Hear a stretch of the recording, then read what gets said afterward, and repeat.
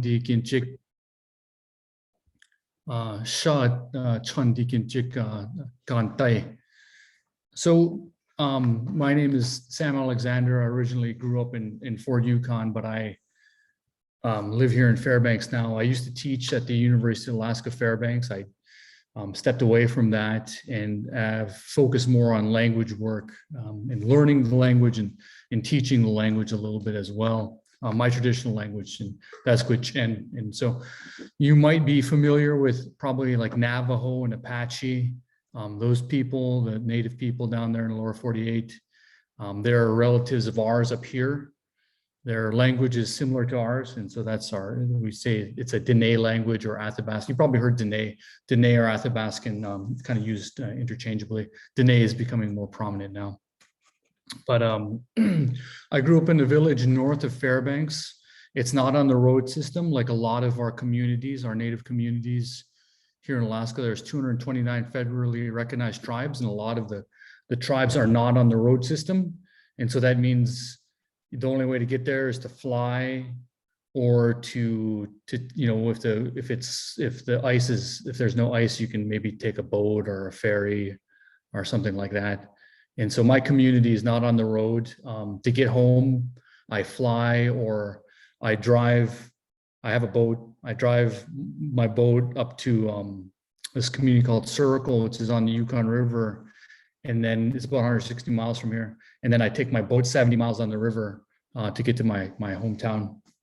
And so I grew up out there, and it's a small, well, it's actually a large community by our standards, about 600 people.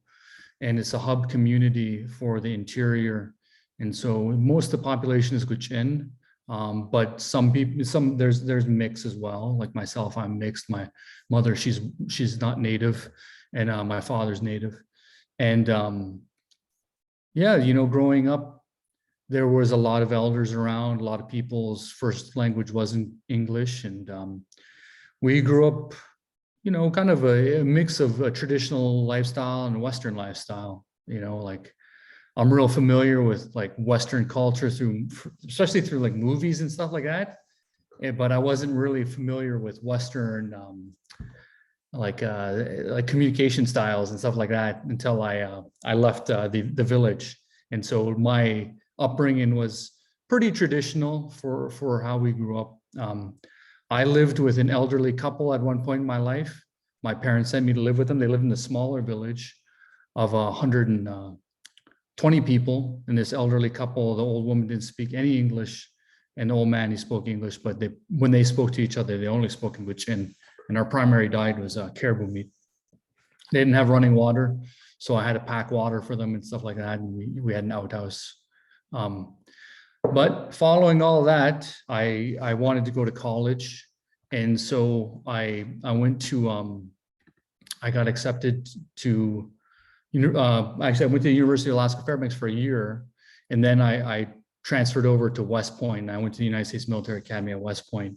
And so I spent 4 years there at the academy, graduated, was commissioned infantry officer. And then I proceeded to serve 10 years, roughly 10 years in the military. I did 3 tours overseas. 1 as an infantry officer, 2 as a special forces officer. So I transitioned from infantry to special forces.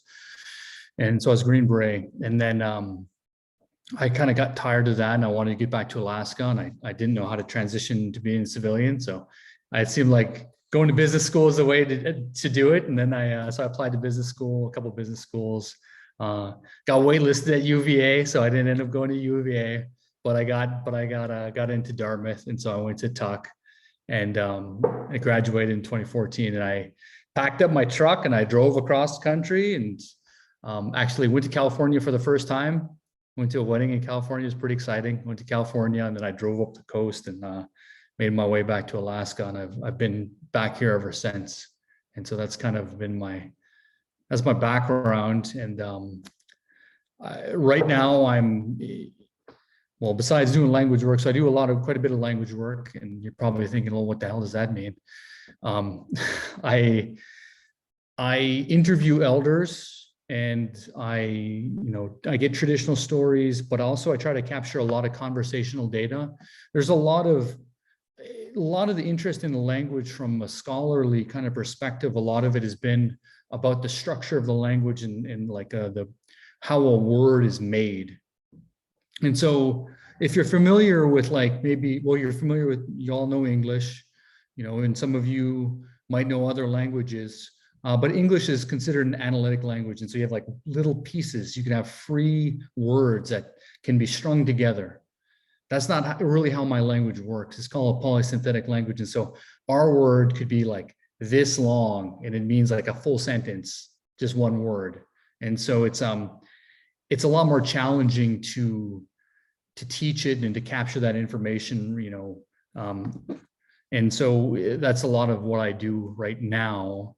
But before that, I also had started a business, which was Latitude 66 is an adventure travel business. I started that right out of business school. I actually started it in business school as a project and then just continued on with it. But the questions I was given today revolve around the challenges of operating businesses in Alaska, specifically that type of business. And so I'll talk about that once I get some questions. Or so I'm not sure how I'm supposed to go next. Do I jump right into it, or you ask me questions? How's this work? Yeah, I can frame some questions. I just want to say, Sam, thank you so much for joining us. I am so happy that I get to do this, and we have a friendship that also started in Alaska when I met you. Well, I met your truck first before I met you, but we'll save that story for another time. But I would love to start with the question about, I mean, we spoke a little bit about this in our kind of prep call about what has been and what is kind of present for the Indigenous communities in Alaska today, and maybe some of the nuances that those of us in the lower 48 just might not be aware of. Yeah, let me pull up a slide here real quick. We'll see if it works. I don't know why this is kind of acting weird. We'll see. I don't know what's going on there. So Zoom, what the heck? It's asking me if it can share stuff, and then it says, there we go. Oh, there we go. I just click on that button. No. Oh, won't do it until, never mind. All my sweet slides are gone. So we'll have to do this the old-fashioned way. You'll have to look at my face while I talk. So, all right, imagine, if you will, here this lovely state of Alaska. So in the lower 48, kind of the way Native people, you know, the history of Native people in colonists are a little bit different than it is here in Alaska. In the lower 48, you had like actual open warfare.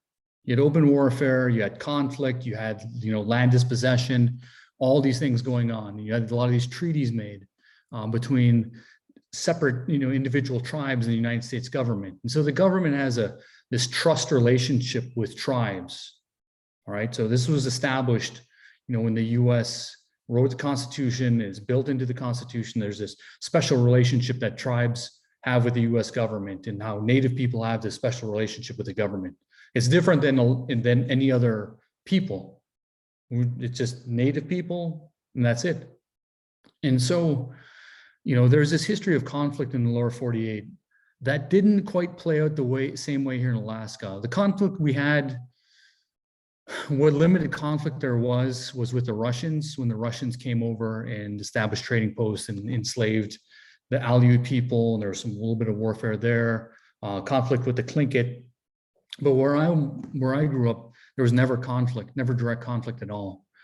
And so, you know, the question came at a point, you know, first of all, you had the Treaty of Cession in 1867, where Alaska was sold from Russia to the US. And the question about Aboriginal rights was left wide open. And so that question wasn't actually addressed until the 60s, when oil was discovered on Prudhoe Bay, which is our north slope of Alaska. We call it the North Slope. And so when you think of oil, that's really the primary place where oil is. And so in the lower 48 at the time, reservations were kind of deemed a little bit of they were deemed a failure in many ways because of endemic poverty that you saw in these communities.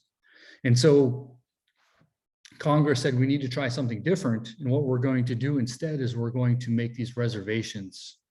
I'm sorry, not reservations. We're going to make these corporations. And so these corporations will be they're going to own the land and the resources in the land, and they're for-profit corporations. Okay. And so we're going to do away with Aboriginal, like tribal claims to the land. Tribes aren't going to be landowners. There are tribes still in Alaska, and this didn't extinguish tribes. Like I said, there's 220 federally recognized tribes, but these corporations came, they were put into place, and they had a mandate, which is as same as any corporation, which is to generate shareholder profit, shareholder value. At least if you're part of the Milton Friedman camp, right? You believe that. Some of us maybe think differently. But, and so here we are today, you know, it's 2021, and our corporations, our native corporations, actively pursue policies in business interests that are in direct conflict with the tribes. And so tribes, you know, they want to protect resources like salmon. They want to protect resources like caribou. They want to protect the water. It could be even trees, like in the Tongass, whatever it may be. These traditional used resources, the stewardship that we have as Native people comes into conflict with these for-profit Native corporations. And that's probably the biggest difference that you see between the lower 48 and here. Down in the lower 48, tribes that own land can also have tribal corporations, and those corporations, you know, do the bidding of the tribe, so to speak. You know, you have to fall in line with what tribal values are. And so you have really more of a, you know, the ESG type of thing going on. You have corporate social responsibility built into a tribe doing business on their land because they recognize that there has to be value for tribal members. It's not always profit motivated, but here in Alaska, it's profit motivated for our corporations. And so that's our greatest challenge. And so I always tell people, I always bring this caveat, because you'll have Native people here in Alaska that are very pro-corporation. And so I always say, listen, I grew up in a village. My father was chief of my tribe when I was growing up, you know, and so I place those traditional values above everything else. And so one of the questions I was asked was, you know, how does my time on the land or being raised on the land kind of impact my view of business and of living? And you know, that really drives all of my thinking, which is number one rule that we were raised with was you have to respect the land and respect the animals, plants, everything on the land. You have to respect all of it. And the other part of it, probably the thing that keeps it together, is that you as a human being are never above these things. In many ways, we consider ourselves below it because we don't have I can't go fly in the air, and I can't swim underwater for a long time. And, you know, I can't do all these things that the creatures can do, and I can't provide life like the land provides. And so all of that really drives how I see business in Alaska on our tribal territories, and really kind of what are we trying to build and what are we trying to reclaim with any of the work that we're doing. And so that's kind of what drives my thinking, because it is about stewardship. You know, that's a very important thing. And it's recognizing, it's really easy to recognize that you're part of the food chain here, you know, because as soon as you step out the door, like, you're in nature. A lot of times, you know, you got to obviously get outside of Anchorage. I live here in Fairbanks, got to get outside of Fairbanks a little bit. Well, actually, the truth is this, is if I walk on my door at any point in time, there could be a moose out there, cow, moose, and calf, and the like most deadliest animal in Alaska is cow moose.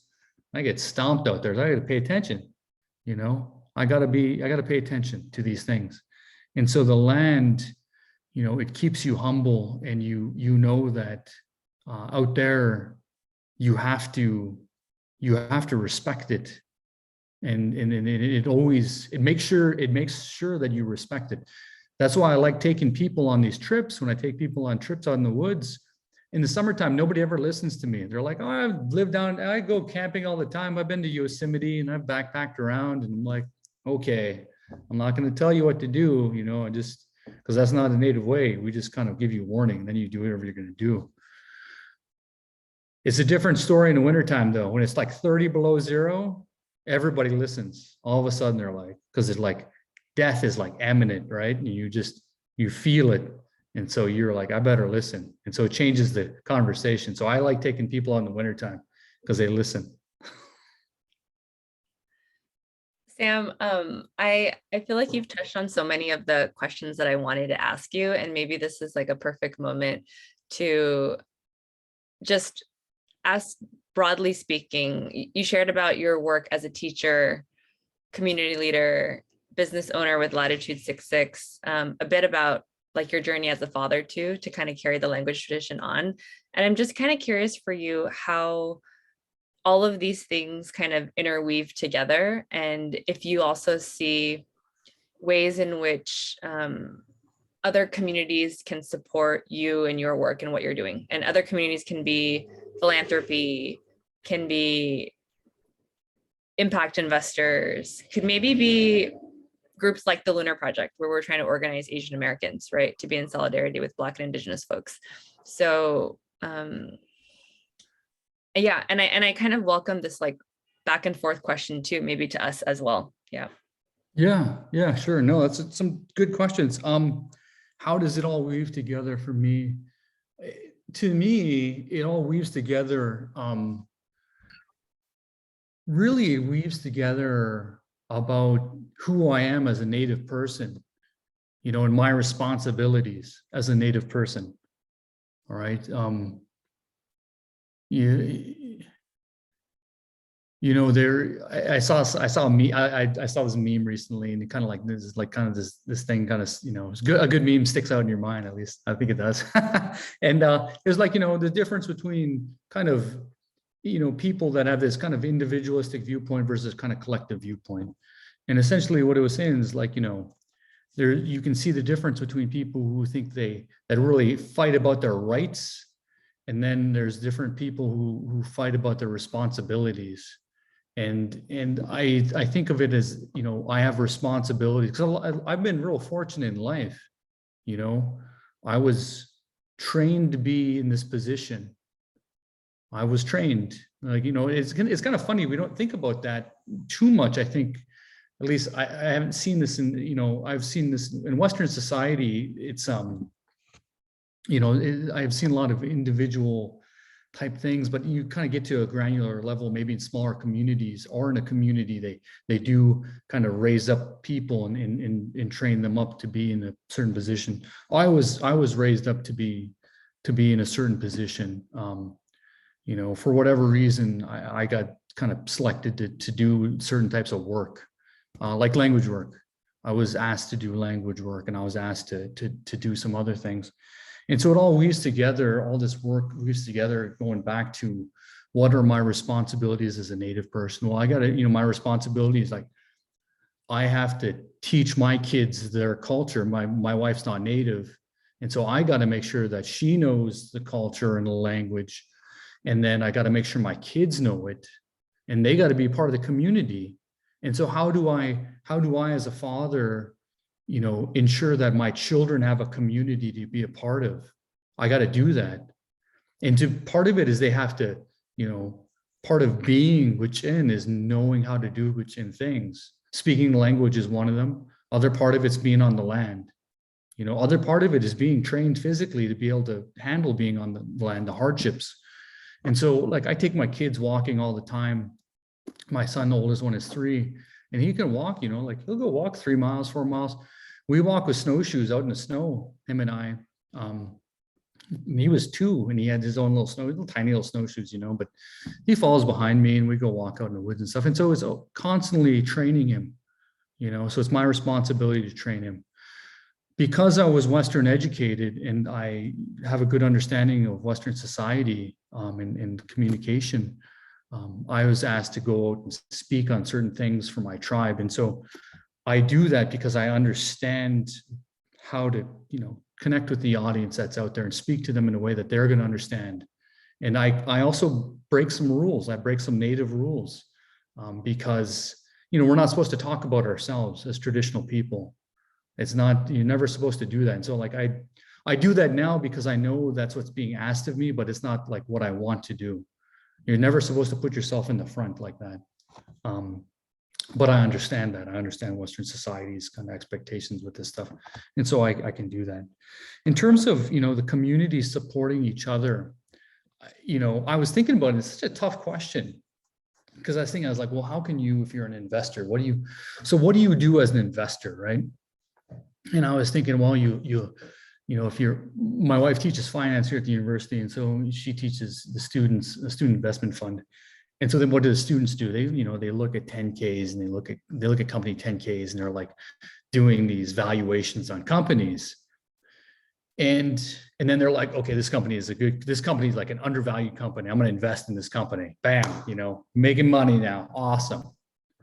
Well, you can do that when there's mechanisms to support the transfer of knowledge and the transfer of money into a market, into this place where $1 can be handed to the other person, right?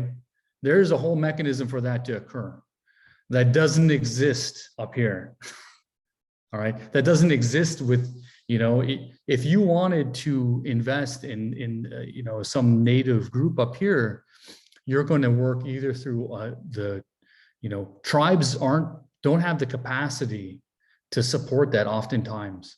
The native corporations do through their foundations, but you got to remember, these are multi-billion-dollar corporations. And so like, I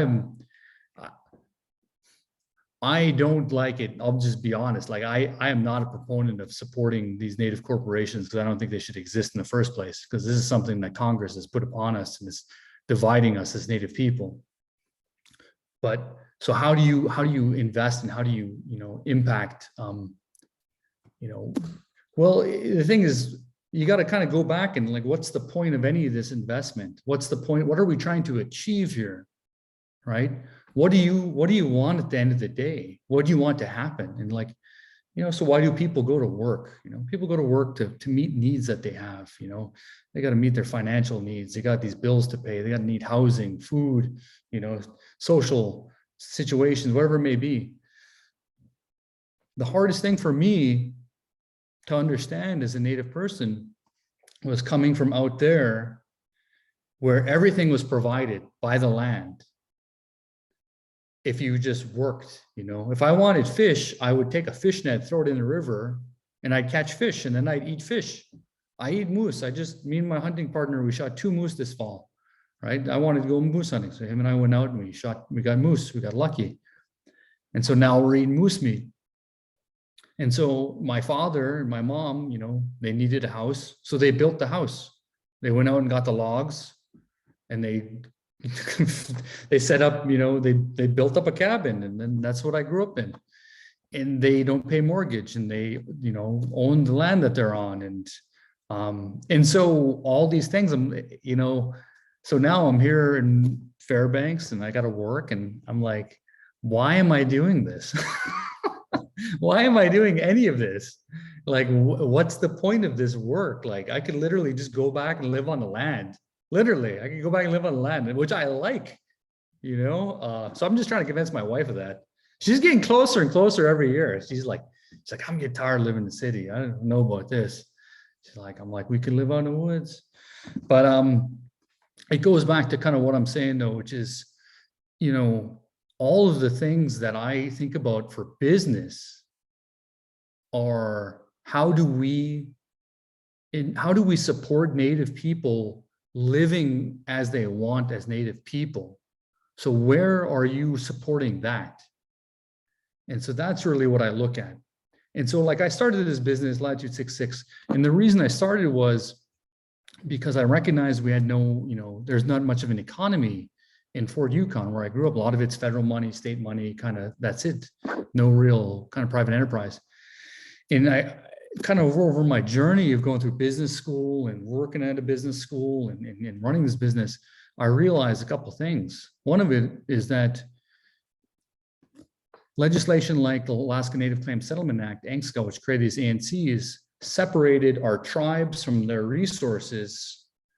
And so our tribes are in a bad spot because they don't have those resources to support business development. That's the number one thing.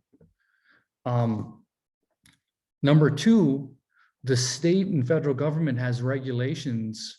They've heavily regulated how we live as Native people. So for example, I can't sell you moose meat. You might want to try moose meat. I'd have to give it to you. And that's it. I can't sell it. And so it's like, well, why is that? Why can't we sell moose meat? Why can't I sell fish that I catch? You know, we're regulated on these things. Why can't we as tribes manage these resources like we traditionally did? We can't. And so I couldn't, what I really wanted to do with my business, and I'm still trying to figure it out, is I would love to take somebody out caribou hunting up at a caribou camp in a small village, out of the village, and people get to experience how we hunt, and they get to partake in the hunting, and they get to see these things. And so we are getting paid to do the traditional things we want to do anyways. Because really the only reason that like a lot of Native people like me work is to support my subsistence activities. Like I work so I can get gas and buy shells and buy a rifle to go out hunting. That's why I do it. So I can go out in the woods. I want to like, you know, that's, I try to save up money so I could spend time more and more out in the woods doing traditional things. And so our big challenge as Native people, how do we maintain our identity? Well, you know, you think about these names, these English names, like this guy's name is John Baker. Oh, why is his name John Baker? Well, a long time ago, his family, they used to bake. So they're bakers. That's their identity, all right? That's their name.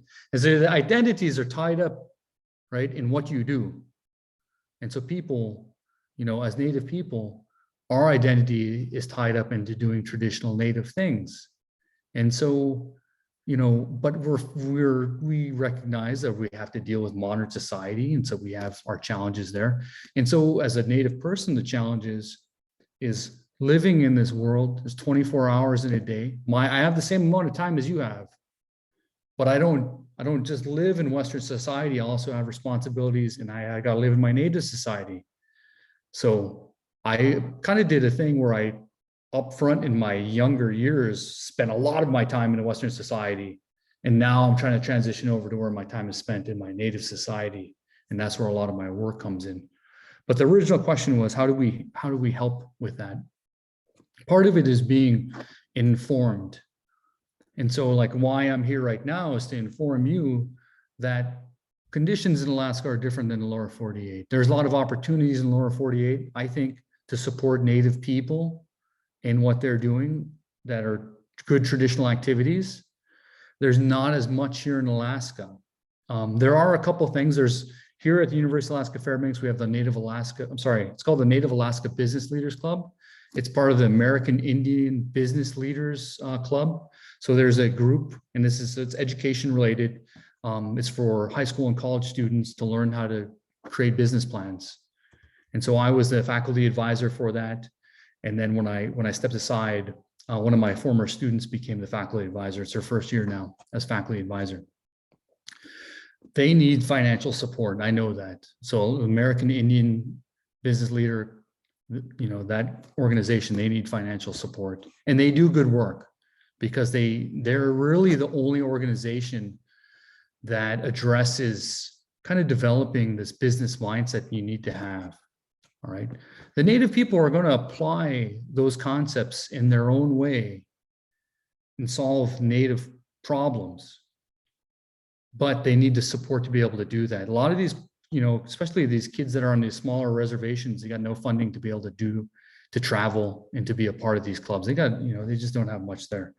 Here in Alaska, the university, our smaller villages, that's the thing, is like, even if you said, Sam, I have $1,000, I want to just give you right now to one of these organizations, I'd be like, I don't even know how we would do that, because it just doesn't, it's just not, the system is not built for that yet.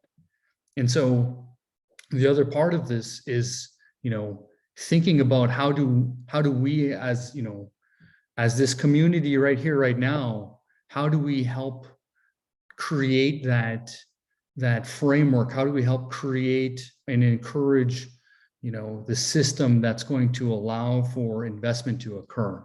Because we don't have that. We don't have that in a meaningful way, other than through our Alaska Native corporations, which I am vehemently opposed to supporting.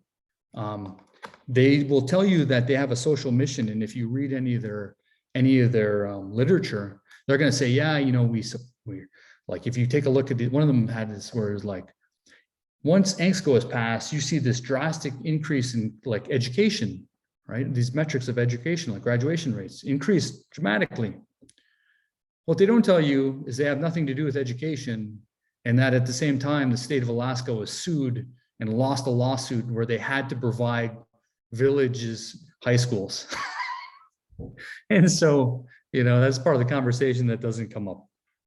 But I think it's an open question. How do you provide that support through investing? And then part of it's investing, but a big part of it is the education component. Is how are you tapped into the system to let people know that these are even opportunities? The only way that I knew about this is I have a friend that is a part of this lunar project. And so Chen is the reason I'm here. Otherwise, I wouldn't know about this. Our communities didn't overlap in that way. Just through this random occurrence that she was traveling to Alaska and needed a truck. and I knew a guy, and a guy that she knew me, and that's it, And so how do we create these sustainable relationships that are going to create the pathways for investment to occur? That's really the open question. And I don't have the answer to that, but I feel like through supporting organizations like the Native Alaskan Business Leaders Club and the American Indian Business Leaders Club, those are really kind of the first points in which we can impact what is being done, on our tribal lands here. Oh, Sam, thank you so much for being here.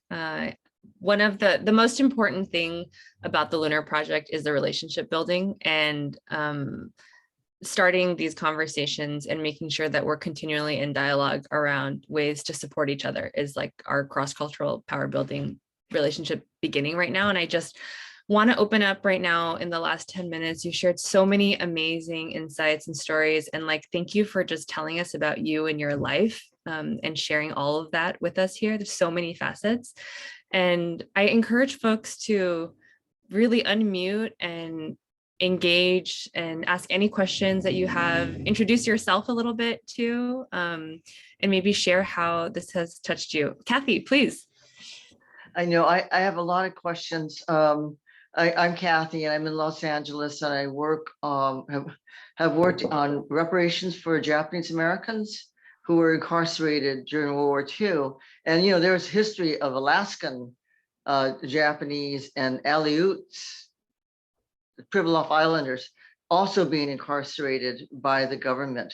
But so there is that connection. But I had a personal question, even though you don't want to talk about yourself. It was sort of like how. I have three questions actually. First one is, how did you really adjust to the life of being in military, Western military training, coming from where you came from? To me, that's sort of astonishing, and must not have been easy.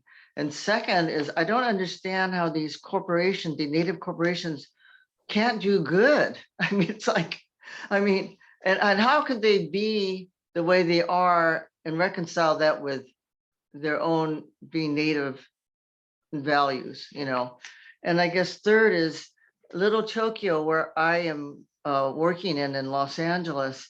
We're often concerned with the fact that we are on occupied land. We are, and for a long time, I would say, oh, Little Tokyo is ours. And really like it's claiming this, because we lost it, and we we have so little, so we're holding on to it. And then I realized, and I want to ask you how to look at this, because it's sort of like, it's not really ours. This land is not ours. yet we want to have that space, you know, and I do understand, and I really agree with I always agree with the idea that we are caretakers of the land, and ownership is not what it's about, you know. But so anyway, any of your thoughts? Yeah, I think it's great questions and I appreciate it. So how did I adjust to life in the military? I'll be honest, like the military component of it was where I excelled.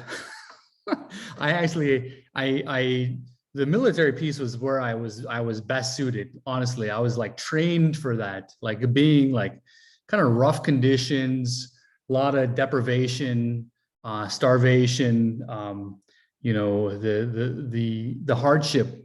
I was better suited for that stuff than a lot of my peers. And that's why one of the reasons why I went into special forces was because I was good at that stuff. I had a harder time adjusting to Western society in general. A lot of it was a communication aspect of it. And I didn't, this really just jumped out in my mind real quickly. But one thing that was really weird to me was the at one point I realized that I was only around people my age. And it was the weirdest thing. I just realized, I was like, you know, I can't remember last time I seen an old person or a kid. And I was like, this is really strange. And I was like, where are they? You know, where are they in this society? And it was the strangest thing to me. And for the longest time, I just couldn't figure it out. And it was always the one thing that kind of stuck in my mind, because the community was just very segregated by these ages. And so it was a hard thing for me to deal with, because I grew up with a whole gamut of people, you know, people who were, you know, very old, elderly, you know, possibly, you know, like even dying, into like little babies being born and all of them in between. And so it was really strange to me. So that was hard. It was hard though. I tell people it took me about 10 years to adjust, to be honest. It took me a long time to learn to speak English like people do here, because I grew up speaking village English in this different world. Native corporations, how can they not do good? Native corporations can do good. But the thing is, though, is their understanding of what business is what the rest of Alaska understands as business, which is extractive industry, because a lot of money is to be made by that. And so they're unwilling to step away from that. You got to realize, too, that a lot of the leadership, the structure of Native corporations doesn't allow for activist investors. And so a lot of, maybe a quarter of the shareholders in the corporations are actually out in our small communities. Half of them are, you know, are either in a big city, and I think another quarter, like down in the lower 48, they're completely removed from the life. And so that kind of gives them the clearance they need to just do whatever they want. There's also a profit sharing mechanism that they have called 7I money. And so basically 70% of the revenue has to be shared. So if you're drilling oil, 70% of the revenue has got to be shared. So that encourages these other corporations to support each other whenever there's any type of extractive, like, you know, industry, you know, option available. And so that's a big problem. So basically the incentives just aren't aligned. In terms of how to like live on occupied land, I think about it here, and I don't have a problem, if people just like are good stewards. You know, that's all we're asking, is to be a good steward of the land and to take care of the animals.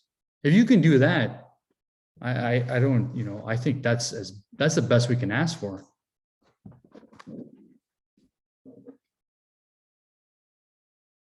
Thank you. Thank you, Kathy and Sam.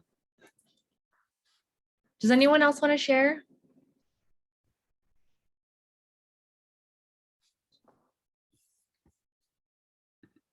I know everyone's smiling and marinating in the beauty of this moment. Even appreciations, if you wanted to unmute and just share some appreciations.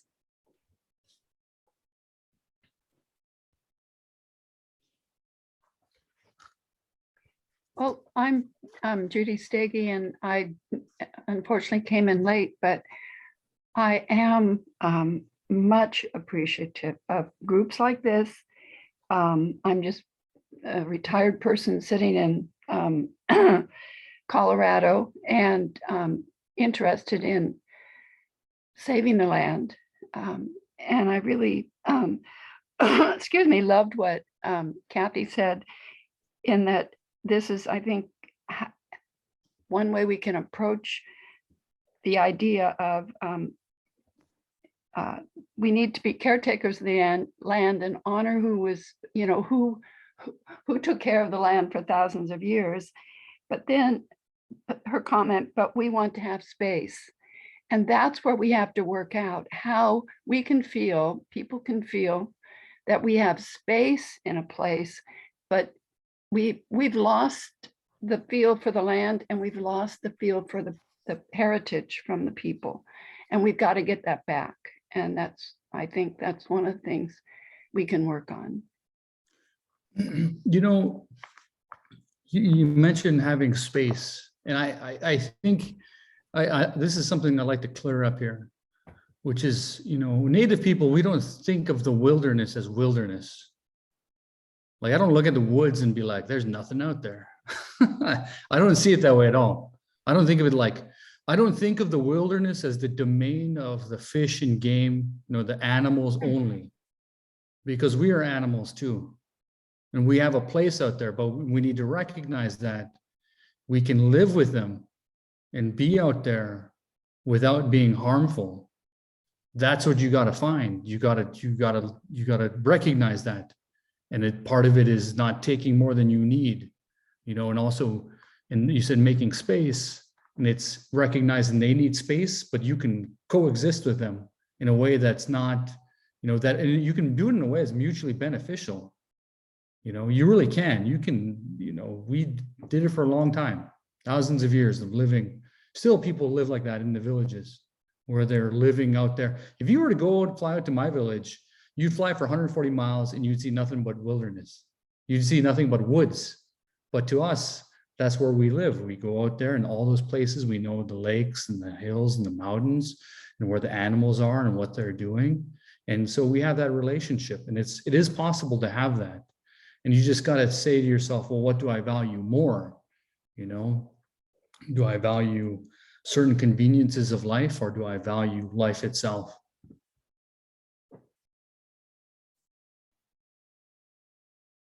Wow. All right, friends, we have a couple minutes left. Would love to hear from some more folks too, if you want to share any thoughts, even if they're unformed.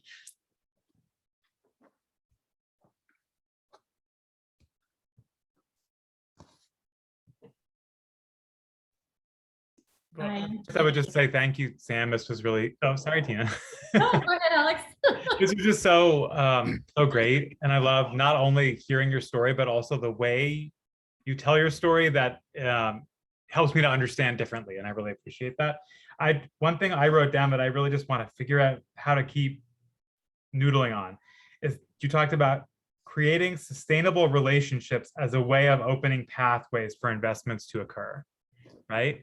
And that relational method of thinking about how to open up investment possibility might, hopefully, in this work we're doing, allow us to get resources in the way that they need to get, so that, as you said, they can have very different incentives, right? And I've been thinking about that for a long time, and I still don't know how to do it, but I think we're all working on it. And so I just really appreciate you naming that. Absolutely. I think when I first heard about the Lunar Project, I was, I'm here because I'm so, to me, the work that's being done, which is community building, is the most fascinating thing to me. I'll be honest, like, to me, community building is the most fascinating thing. And like, I wish I had started thinking about this years ago. So, when I was a special forces officer, our primary mission was unconventional warfare, which is to work by, with, and through indigenous forces to overthrow governments. And so, but we weren't very good at it, I'll be honest. Part of it is because we didn't understand how communities worked. We didn't understand how communities worked. And like, here I am, I'm back here now. And I look around me and I think about my life, and I think about my kids' life and my family, my wife. And I think about the community and how do we get plugged into this, or how do we build a community? And it's, watching a community being kind of built in front of my eyes, and kind of being able to kind of see it from the periphery, at least a little bit. It's just so fascinating and so powerful. And I'm very grateful to be here, to watch this happen. I think it's amazing.